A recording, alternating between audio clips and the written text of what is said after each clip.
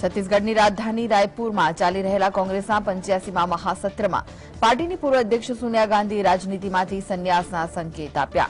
સોનિયાએ સંબોધનમાં કહ્યું કે ભારત જોડો યાત્રા સાથે મારો કાર્યકાળ પૂર્ણ થઈ શકે છે।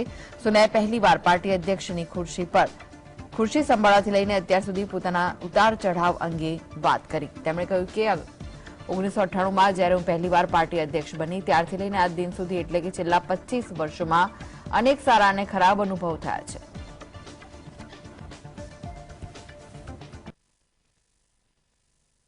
Our victories in 2004 and 2009, along with the able leadership of Dr.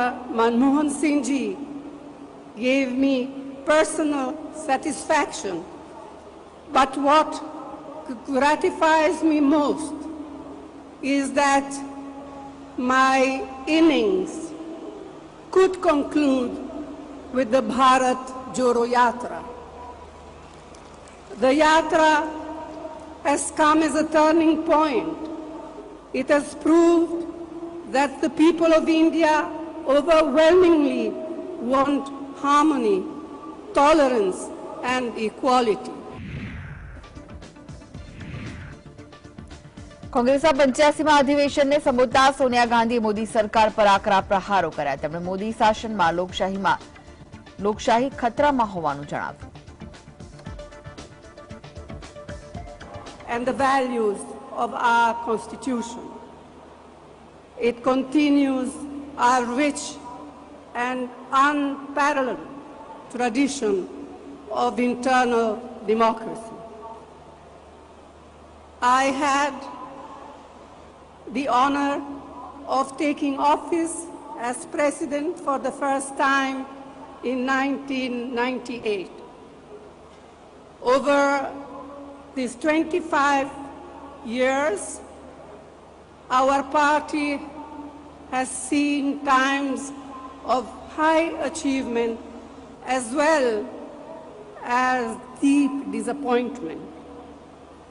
The support, goodwill, and understanding of each one of you and all the Congress Party workers throughout the country has given us all strength. Sonia Gandhi Rahul ગાંધીના પણ વખાણ કર્યા। તેમણે રાહુલ ગાંધીની ભારત જોડો યાત્રાને સફળ ગણાવી। તેમણે કહ્યું કે યાત્રાએ લોકોમાં નવી આશા જગાવી છે। It has shown us all that the Congress stands with the people and is ready to fight for them.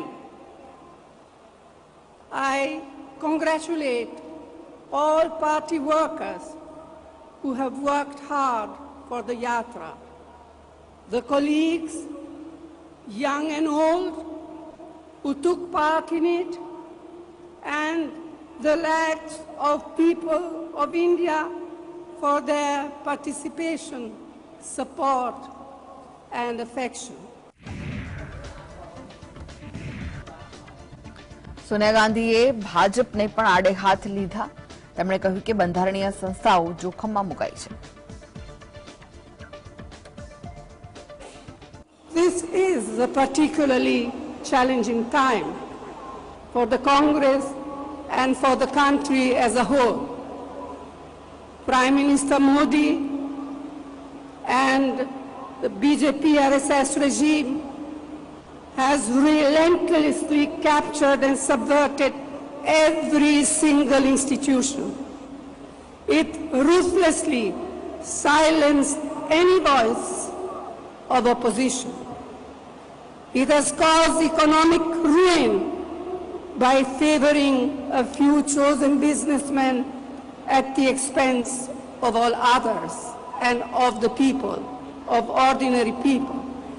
And most distressingly, it fuels the fires of fear and hatred against fellow Indians. તો રાયપુરમાં કોંગ્રેસનું અધિવેશન યોજવામાં આવ્યું ત્યારે કોંગ્રેસ નેતાની અધિવેશનને લઈને પ્રતિક્રિયા સામે આવી। કોંગ્રેસે અધિવેશનનો હેતુ આવનારી ચૂંટણીનું ઉપરેખા તૈયાર કરવાનું ગણાવ્યું હતું। वाले महीनों में अनेक चुनाव हमारे सामने आने वाले हैं, चाहे कर्नाटक के हो, चाहे मध्य प्रदेश के हो, राजस्थान के हो, छत्तीसगढ़ के हो। और इसीलिए सबको लगा कि अगर अभी हम चुनाव कराएंगे पार्टी के अंदर तो उसमें टाइम लग जाएगा। तो मैं मानता हूँ सही निर्णय है और हमारा तो ये प्रयास रहेगा कि जो संकल्प लिए गए थे उदयपुर सेशन में, अब 1 साल बाद उनको कैसे इम्प्लीमेंट किया जाए उसकी रूपरेखा आज होकर बनाई जाएगी। તો કેન્દ્રીય ગૃહમંત્રી અમિત શાહ શનિવારે બિહારની મુલાકાતે હતા. ચંપારણના બેતિયામાં આયોજિત સભામાં અમિત શાહે નીતિશ કુમારને લઈ ઘણા કટાક્ષ કર્યા હતા. તેમણે કહ્યું કે બિહાર કાયદો અને વ્યવસ્થા જાળવવામાં સતત નિષ્ફળ રહ્યું છે. નીતિશ કુમારે બિહારનું વિભાજન કર્યું છે. અહીં નકલી દારૂથી લોકો પોતાના જીવ ગુમાવી રહ્યા છે. એવામાં દર 3 વર્ષે નીતિશ કુમાર પીએમ બનવાનું સપનું જુએ છે. નીતિશ બાબુ આયારામ ગયારામમાં જ વ્યસ્ત છે. જંગલરાજના લોકો સાથે બેઠકો કરે છે. નીતિશ કુમાર માટે હવે ભાજપના દરવાજા બંધ છે. નીતિશ કુમાર પર નિશાન સાધતા અમિત શાહે કહ્યું કે ગુનાખોરી ફરી વધી રહી છે. હત્યા, અપહરણ, લૂંટના કિસ્સાઓ રોજે રોજ સામે આવી રહ્યા છે. પીએફઆઈ જેવી સંસ્થાઓ બિહારમાં પ્રવેશ કરી રહી છે, પરંતુ નીતિશ બાબુ ચૂપ હતા. પીએફઆઈ પર પ્રતિબંધ મૂકીને આખા દેશને સુરક્ષિત કરવાનું કામ મોદીજીએ કર્યું છે.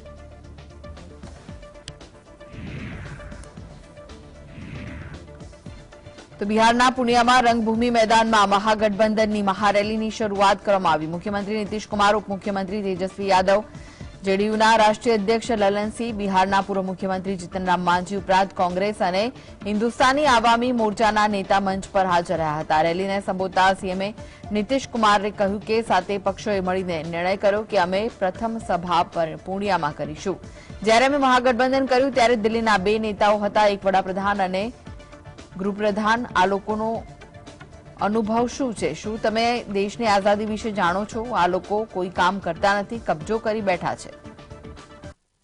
लोगों ने ये विकास किया, विकास का कोई काम किया? जो इन लोगों ने घोषणा किया था 2015 में विधानसभा के चुनाव के पहले, अब शुरू में हम लोग जब एक साथ थे और तब इन लोगों ने कह दिया था कि हम बिहार को मदद करेंगे. अब जितना मदद करने का ऐलान किया, आज तक हुआ जी? नहीं हुआ है. और हो वही रहा है जो केंद्र की योजनाएं हैं, जो हर राज्यों में उनको करना है. તો આરજેડી પ્રમુખ લાલુ પ્રસાદ યાદવે પૂર્ણિયામાં મહાગઠબંધનની જાહેર સભા અને વિડીયો કોન્ફરન્સિંગ દ્વારા સંબોધન કર્યું. દરમિયાન તેમણે કહ્યું કે આપણે બાબા સાહેબ આંબેડકરનું બંધારણ બચાવવું છે, આપણે ભારત દેશને બચાવવો છે, બિહાર અને ભારત દેશને આગળ લઈ જવો છે, તેમજ લઘુમતીઓનું રક્ષણ કરવું છે. પીએમ મોદી પર પ્રહાર કરતા કહ્યું કે હવે વડાપ્રધાન મોદીની સરકારનો જવાનો સમય આવી ગયો છે. सब लोग बोलते हैं हिंदू हिंदू हिंदू. अरे हिंदू जो है हम लोग हिंदू है, लेकिन माइनॉरिटी का क्या अपराध है कि तुम अलग करना चाहते हो, अलग करने का कोशिश कर रहे हो, टुकड़ा टुकड़ा करना चाहते. कभी भी हम सफल होने नहीं देंगे, किसी भी कीमत पर होने नहीं देंगे. और अब समय आ गया है नरेंद्र मोदी की सरकार को जाने का, विदाई होने का. ये पक्का है. ये बिहार का ये आह्वान है, ये महागठबंधन का ऐलान है.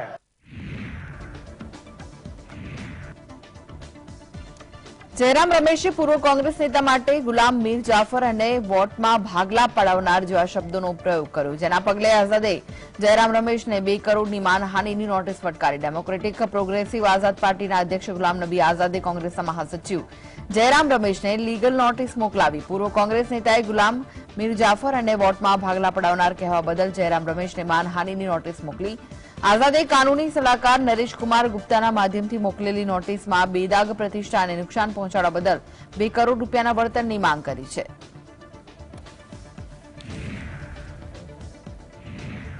પ્રયાગરાજના રાજ્યપાલ મર્ડર કેસના મુખ્ય સાક્ષી ઉમેશ પાલ અને તેના સુરક્ષા ગાર્ડ સંદીપ નિષાદને શુક્રવારે ગોળી મારી દેવા મામલે વિધાનસભામાં ભારે હોબાળો થયો. તેના જવાબમાં ઉત્તર પ્રદેશના મુખ્યમંત્રી યોગી આદિત્યનાથે કહ્યું કે સમજૂતી અને મતભેદ હશે, પરંતુ ગુનેગારોને કોણ પ્રોત્સાહન આપ્યું? આ ગુનેગારો અને માફિયાઓ છેવટે તેઓ કોના દ્વારા ઉછેરવામાં આવ્યા છે? શું એ સાચું નથી કે જેની સામે એફઆઈઆર નોંધાઈ છે તેને સમાજવાદી પાર્ટી દ્વારા સાંસદ બનાવવામાં આવ્યો હતો। તમે ગુનેગારોને લાવશો અને પછી તમે તમાશો બનાવશો। અમે આ માફિયાઓને માટીમાં મસળી નાખીશું। क्या ये सच नहीं कि जिस अतीक अहमद के खिलाफ पीड़ित परिवारों ने मुकदमा दर्ज कराया उसके परिवार के खिलाफ, वो समाजवादी पार्टी के द्वारा पोषित माफिया है और उसकी कमर को तोड़ने का काम हमारी सरकार ने किया है। और फिर मैं कहता हूं इसी सरकार को इस माफिया को मिट्टी में मिला देंगे, सरकार में देंगे। उत्तर प्रदेशના મુખ્યમંત્રી યોગી આદિત્યનાથે સમાજવાદી પાર્ટીના નેતા અખિલેશ યાદવ પર શાબ્દિક પ્રહાર કર્યા। જ્યારે માતૃશક્તિના પ્રતીક મહિલા રાજ્યપાલ ગૃહને સંબોધિત કરી રહ્યા હતા ત્યારે નારા લગાવવા અને તેમને પાછા જવા માટે કહેવું અસંસદીય વર્તન કરવું યોગ્ય હતું। આ રાજ્યની અડધી વસ્તીનું અપમાન કરવા જેવું છે। गो बैक के नारे लगाएं, अशिष्ट और असंसदीय आचरण करें, यह सदन की गरिमा को तार तार करता है। दूसरा, मातृशक्ति की प्रतीक एक महिला राज्यपाल के द्वारा सदन को संबोधित किया जा रहा हो, हमारे लिए तो गौरव की बात होनी चाहिए, हर्ष की बात होनी चाहिए। उस समय नारे लगा करके पूरे सदन की कार्रवाई को बाधित करने का प्रयास हो। મુંબઈમાં એઆઈએમઆઈએમનું રાષ્ટ્રીય સંમેલનનું આયોજન કરવામાં આવ્યું। આ દરમિયાન એઆઈએમઆઈએમ ચીફ અઝહુદ્દીન ઓવૈસીએ પ્રેસ કોન્ફરન્સમાં ઘણા મુદ્દાઓ પર પોતાનો અભિપ્રાય આપ્યો। આ સત્ર 2024ની ચૂંટણીની રણનીતિને લઈને યોજવામાં આવ્યું। ઓવૈસીએ કહ્યું કે નાસિર જુનૈદનું રાજસ્થાનથી અપહરણ કરીને હરિયાણા લઈ જવામાં આવ્યો હતો। તેમણે કહ્યું કે ગાયના રક્ષકો આતંક ફેલાવે છે। રાજસ્થાનના બે મુસ્લિમોની ગૌરક્ષકો દ્વારા હત્યા કરવામાં આવી। હદ તો એ છે કે યુટ્યુબ પર ચોક્કસ જૂથનું સિલ્વર બટન છે। ઓવૈસીએ કહ્યું કે મુસ્લિમો વિરુદ્ધ નફરત ફેલાવવામાં આવી રહી છે।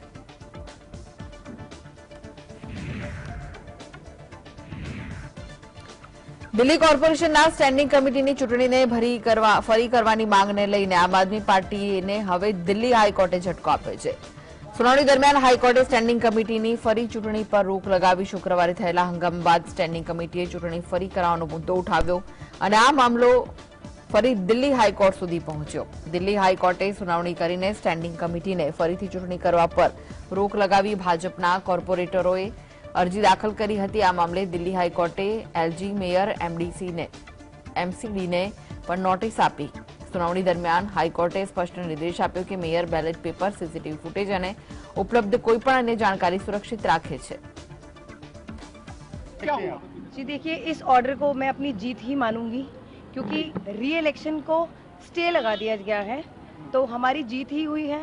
क्योंकि कल जो सदन में हुआ आप सबने देखा, मीडिया ने पूरा चलाया कैसे काउंटिंग के बाद तरीके से काउंटिंग की प्रोसीजर को कंप्लीट नहीं होने दिया गया और कैसे बीजेपी के काउंसलर्स ने स्टेज पर आकर मुझ पर हमला करा और साथ ही इसी वजह से मैं स्टेज से बाहर निकलते अपनी जान बचाती हुई गई। तो बहुत ही शर्मनाक और दुर्भाग्यपूर्ण घटना कल हुई। जी, कोर्ट ने हमारी बात को सुना, बहुत अच्छे से उन्होंने दोनों पक्षों को सुना और सुनने के बाद बहुत सारी उन्होंने ऑब्जर्वेशंस भी ली हैं उस पर, जो हमें लगता है कि जिन बातों को हम कह रहे थे उन्हीं को ध्यान में रख करके वो बातें उन्होंने कही। और हमारा यही मुद्दा था कि जो इलेक्शन दोबारा घोषित हुआ है मेयर द्वारा वो जायज़ नहीं है, सही नहीं है। जो उन्होंने वोट इनवैलिड डिक्लेयर की है वो भी वो खुद से नहीं कर सकती हैं। तो ये दोनों चीज़ों को आगे कोर्ट एग्जामिन करेगा, बाकी के एस्पेक्ट को। अभी के लिए उन्होंने 27 वाला चुनाव स्थगित कर दिया। પશ્ચિમ બંગાળમાં કુચબિહારમાં કેન્દ્રીય ગૃહ, યુવા અને રમતગમત રાજ્યમંત્રી નિશિથ પ્રમાણિકના કાફલા પર હુમલો થયો। નિશિથ પ્રમાણિકે ટીએમસી સમર્થકોએ હુમલો કર્યો હોવાનો આરોપ લગાવ્યો। જાણકારી મુજબ રોષે ભરાયેલી ભીડને નિયંત્રિત કરવા માટે પોલીસે બળપ્રયોગ કરવો પડ્યો હતો। પોલીસે ટીયર ગેસના સેલ પણ છોડ્યા। પ્રમાણિકે કહ્યું કે રાજ્યમાં જો એક પણ મંત્રી સુરક્ષિત નથી તો સામાન્ય માણસની દુર્દશા કેવી થતી હશે। આ ઘટના બંગાળમાં લોકતંત્રની હાલત બતાવે છે। મહત્વનું છે કે તાજેતરમાં બીએસએફના ફાયરિંગમાં કથિત રૂપે એક આદિવાસી વ્યક્તિનું મોત થયું હતું, જેને લઈને લોકોમાં ભારે આક્રોશ હતો અને તેથી લોકોએ મંત્રીના કાફલા પર પથ્થરમારો કર્યો। ટીએમસીના મહાસચિવ અભિષેક બેનર્જીએ કુચબિહારમાં એક રેલીમાં નિશિત પ્રમાણિક પર નિશાન તાકી કહ્યું, આદિવાસીઓની ચિંતા દૂર કરવા મંત્રીએ કશું જ કર્યું નથી।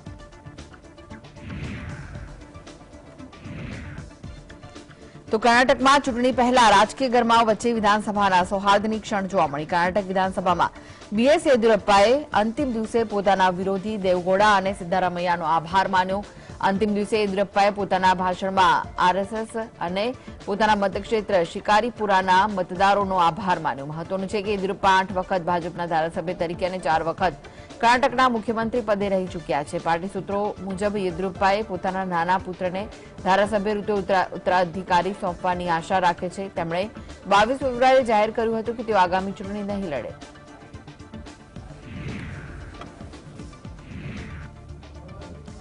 પીએમ મોદીએ શનિવારે દિલ્હીમાં હૈદરાબાદ હાઉસ ખાતે જર્મનીના ચાન્સેલર ઓલાફ સ્કોલ્ઝ સાથે મુલાકાત કરી. આ બંનેની બેઠક બાદ પ્રેસ કોન્ફરન્સમાં પીએમ મોદીએ કહ્યું કે દેશોએ સીમા પાર આતંકવાદી ઘટનાઓને ખતમ કરવા અને વેપાર વધારા પર ભાર મૂક્યો છે. આ સાથે પીએમએ રશિયા યુક્રેન યુદ્ધ વિશે પણ વાત કરી અને કહ્યું કે બંને દેશોની સહમતિ છે કે આ યુદ્ધ જેટલું બને તેટલું વહેલું ખતમ થવું જોઈએ.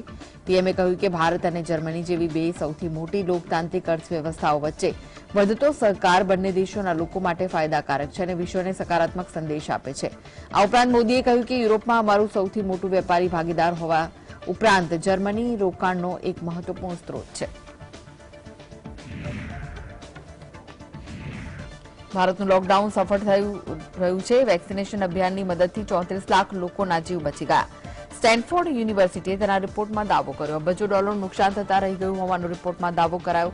વેક્સિનેશન અને સમયાંતરે ઉઠાવાયેલા અન્ય પગલાંના કારણે દેશને 18.3 અબજ ડોલરના નુકસાનથી બચાવી લેવાયું.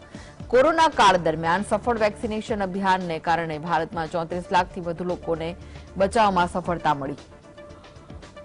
વડાપ્રધાન મોદીના નેતૃત્વમાં ભારત દુનિયાના વિકસિત દેશોની સાથે ભારત કોરોનાની વેક્સિનેશન વિકસિત કરવામાં સફળ રહ્યું. સાથે જ મોટા પાયે ઉત્પાદન કરી 220 કરોડથી વધુ ડોઝ અપાયા. અહેવાલ અનુસાર 57% એક ડોઝ, 90%થી વધુ લોકોએ બંને ડોઝ અને 30%થી વધુ લોકોએ બુસ્ટર ડોઝની સાથે ભારતનું વેક્સિનેશન અભિયાન દુનિયામાં સૌથી મોટું અને સફળ અભિયાન કહેવાય છે.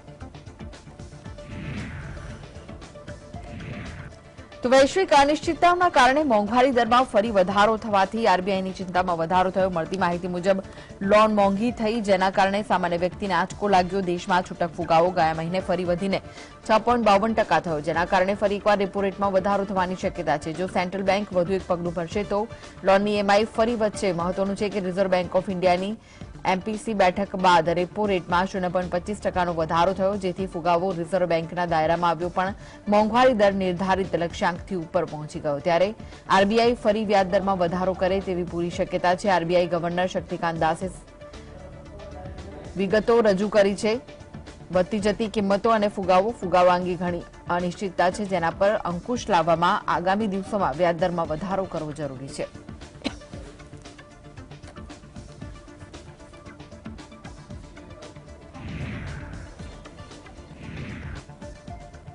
તો ભારતીય રિઝર્વ બેંકે અત્યારે કોઈપણ બેંક નિયમોનો ભંગ કરે તો તેની સામે કડક કાર્યવાહી કરે છે. જે પણ બેંક દ્વારા નિયમોનો ભંગ કરવામાં આવે તો તરત પગલાં ભરવામાં આવે છે. આરબીઆઈએ શુક્રવારના રોજ 5 કોઓપરેટિવ બેંકો પર ઉપાડ સહિત અન્ય પ્રતિબંધ લગાવી દીધા. કેન્દ્રીય બેંક દ્વારા બેંકોની આર્થિક સ્થિતિ બગડી રહી હોવાથી આ પગલાં ભરવામાં આવ્યા હતા.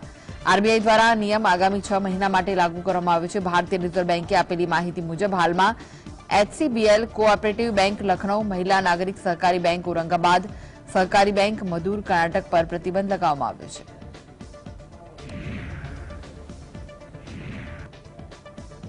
હિડનબર્ગ રિસર્ચ ફર્મનો અહેવાલ જ્યારથી આવ્યો છે ત્યારથી અદાણી ગ્રુપના શેરોની કિંમત સતત ગગડતી રહી છે.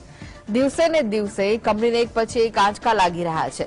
ગૌતમ અદાણી વિશ્વના ધનિકોની યાદીમાં 33મા ક્રમે આવી ગયા છે. હવે તેમની નેટવર્થ 35.5 અબજ ડોલર જ રહી ગઈ છે. તેમની કંપનીના શેરોમાં 85% સુધીનો કડાકો બોલાઈ ચૂક્યો છે. તેની સાથે મુકેશ અંબાણી અને અદાણીની નેટવર્થમાં હવે 48.8 અબજ ડોલરનું અંતર થઈ ગયું છે. અદાણી ગ્રુપની માર્કેટ કેપ 12 લાખ કરોડ રૂપિયા સુધી ધોવાઈ ગઈ. અદાણી ગ્રુપના અનેક ડીલ પણ રદ થઈ ગઈ. અમેરિકી શોર્ટ સેલર ફર્મ દ્વારા 24 જાન્યુઆરીએ અદાણી અંગે રિપોર્ટ જાહેર કરાયો હતો અને તેના આગામી દિવસથી જ ગૌતમ અદાણીના પડતીના પાસા શરૂ થઈ ગયા. આ રિપોર્ટ જાહેર થાય તે પહેલા ગૌતમ અદાણી વિશ્વના ટોપ 10 ધનિકોની યાદીમાં બીજા ક્રમે પહોંચ્યા હતા અને હવે તેઓ ટોપ 10 તો શું પણ ટોપ 20 નહીં, ટોપ 30 થી પણ બહાર ફેંકાઈ ગયા. મહારાષ્ટ્રના સોલાપુર જિલ્લાનો એક ખેડૂત 70 કિલોમીટર દૂર ડુંગળીનો પાક વેચવા માટે ગયો, પરંતુ તેની 512 કિલો ડુંગળીનો પાક માત્ર ₹1 કિલોના ભાવથી ખરીદવામાં આવ્યો. આ પ્રમાણે ખેડૂતને તેના પાકના 512 રૂપિયા થતા હતા, જેમાંથી ડુંગળીના પાકને બજાર સુધી પહોંચાડવાનું ભાડું બાદ કરતા તેને માત્ર ₹2 ચેક આપવામાં આવ્યો હતો. વેપારીએ જણાવ્યું કે ખેડૂતની ડુંગળીની ક્વોલિટી ખરાબ હતી. સોલાપુર જિલ્લાના બાર્શી તાલુકાના બાર ગામમાં રહેતા 58 વર્ષીય રાજેન્દ્ર તુકારામ ચૌહાણ ડુંગળીની ખેતી કરે છે. તેઓ 17 ફેબ્રુઆરી પાકના સારા ભાવ મળશે તેવી આશાએ 512 કિલો ડુંગળી લઈને સોલાપુર બજાર પહોંચ્યા હતા, જે ખેડૂતના ગામથી 70 કિલોમીટર દૂર છે.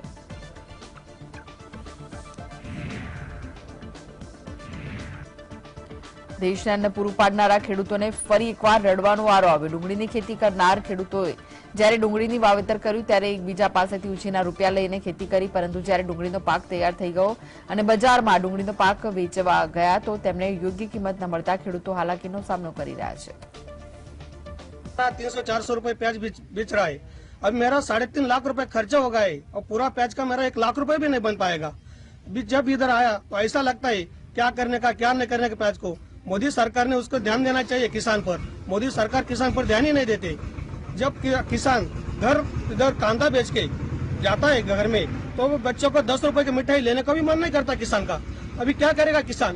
तो केंद्र सरकार ने भाव बढ़ानी चाहिए और हमारे बच्चों की स्कूल की फी भी नहीं भर पा रहे हम, और हम दिन रात मेहनत करके हम प्याज ये करते हैं, लेकिन सरकार भी भाव नहीं दे रही. तो हमको खुद खुशी करने के लिए भी परमिशन दे दो, हम वो भी करेंगे. દિલ્હીમાં ગમખ્વાર માર્ગ અકસ્માતમાં 4 શ્રમિકોના મોત થયા. તમામ મજૂરો મધ્યપ્રદેશના તિકમગઢના રહેવાસી છે. મજૂરો મધ્યરાત્રિએ રોહતક રોડ પર ટાઇલ્સ નાખવાનું કામ કરી રહ્યા હતા. આ સમયે શ્રમિક અકસ્માતનો ભોગ બન્યા. મૃતકોમાં પતિ પત્ની અને એક વ્યક્તિ અને તેના 4 વર્ષનો પુત્ર સામેલ છે. એક શ્રમિક ઇજાગ્રસ્ત થતા સારવાર અર્થે હોસ્પિટલ ખસેડવામાં આવ્યું. પોલીસે જણાવ્યું કે અકસ્માતની જાણ લગભગ 1:30 વાગે થઈ હતી. ત્યારબાદ પોલીસ ઘટના સ્થળે પહોંચીને ક્રેનની મદદથી ટ્રકને હટાવ્યો હતો.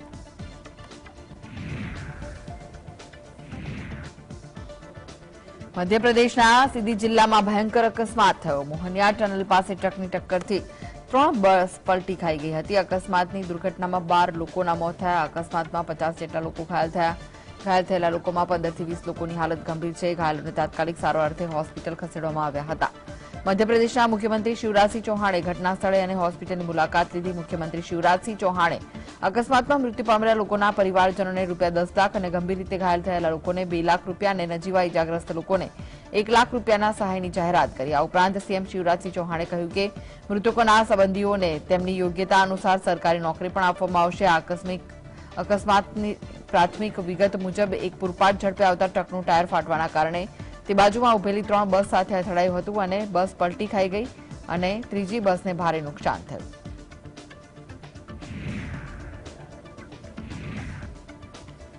પાકિસ્તાનના વડાપ્રધાન હવે તેમના મંત્રીઓના પગારમાં કાપ મૂકવા જઈ રહ્યા છે.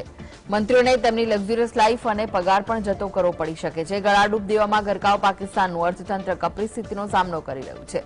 પાકિસ્તાન વિદેશી મંચ પર દરેક જગ્યાએ મદદ માંગી રહ્યું છે, પણ લોન આપવા કોઈ તૈયાર નથી. પાકિસ્તાન સરકાર પહેલાથી જ તેના નાગરિકો પર મોંઘવારીના આવકવેરાનું ભારણ વધારી ચૂકી છે. હવે વડાપ્રધાન શાહબાઝની સરકાર તેમના મંત્રીઓના પગારમાં કાપ મૂકવાની તૈયારી કરી રહી છે. શાહબાઝે તેમના મંત્રીઓને પણ સામાન્ય નાગરિકોની જેમ જીવવા કહ્યું.